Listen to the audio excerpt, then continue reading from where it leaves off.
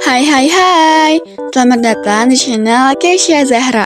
Di video kali ini kita akan bahas tentang utang dan piutang diodu. Buat kalian yang punya bisnis atau lagi belajar akuntansi, topik ini penting banget. Karena utang dan piutang tuh bagian dari arus kas yang bakal berpengaruh besar ke keuangan perusahaan. Jadi kita bakal kupas tuntas gimana sih fitur Odoo bisa bantu kelola transaksi ini secara lebih efisien. Yuk simak terus! Jadi gini, utang itu sebenarnya simpel, yaitu kewajiban kita untuk bayar ke pihak lain. Contohnya, kalau kita beli barang dari supplier tapi bayarnya nanti, nah itu namanya kita punya utang sama dia. Utang ini biasanya punya tanggal jatuh tempo, jadi kita harus bayar sebelum waktu yang disepakati biar gak kena masalah atau denda. Kebalikannya dari utang itu adalah piutang.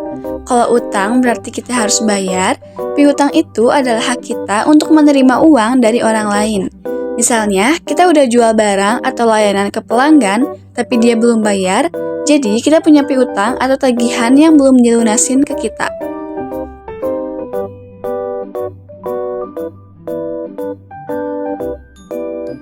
Oke, kita mulai dari utang dulu ya.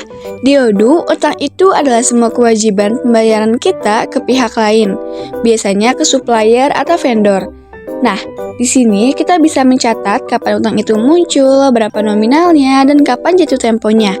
Di Odoo, kita bisa masukin data transaksi utang secara detail, mulai dari nama vendor, deskripsi transaksi, hingga metode pembayaran. Dengan begitu, kita bisa lihat daftar utang yang belum dibayar dan kapan harus dilunasi. Fitur ini membantu banget untuk mencegah keterlambatan pembayaran yang bisa merusak hubungan kita dengan supplier. Selanjutnya, kita bahas piutang. Kalau utang adalah kewajiban kita, piutang ini adalah hak kita untuk menerima pembayaran dari pelanggan. Misalnya, saat kita menjual produk atau layanan tapi belum dibayar lunas, transaksi itu tercatat sebagai piutang. Di Odoo, kita bisa mencatat siapa pelanggan yang punya utang ke kita, berapa jumlahnya, dan kapan seharusnya mereka bayar. Ada fitur yang otomatis mengingatkan kita ketika piutang jatuh tempo. Jadi, kita nggak perlu lagi cek manual satu persatu. Selain itu, ada juga fitur rekonsiliasi otomatis di Odoo yang sangat membantu. Dengan rekonsiliasi ini, kita bisa mencocokkan transaksi di bank dengan data utang piutang kita. Jadi, kalau ada pembayaran masuk atau keluar, sistem bisa langsung menganalisis transaksi itu sebagai pelunasan utang atau pembayaran piutang. Ini bikin laporan ke kita jadi lebih akurat. Untuk laporan, Odoo juga menyediakan berbagai jenis laporan terkait utang dan piutang, seperti aging report, yang menunjukkan umur dari setiap utang atau piutang.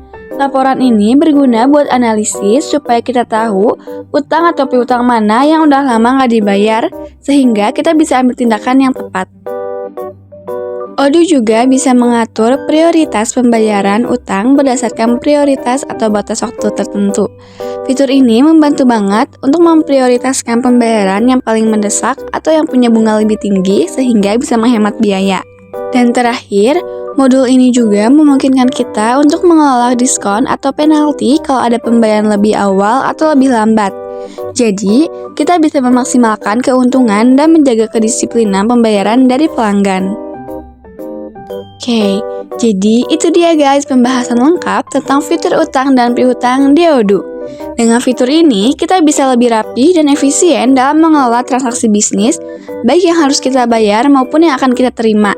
Semua data penting tersimpan rapi, laporan pun lebih mudah diakses, sehingga keputusan finansial bisa diambil lebih cepat dan tepat. Kalau kalian tertarik buat eksplor fitur-fitur Odoo lainnya, jangan ragu buat subscribe dan aktifkan lonceng notifikasinya.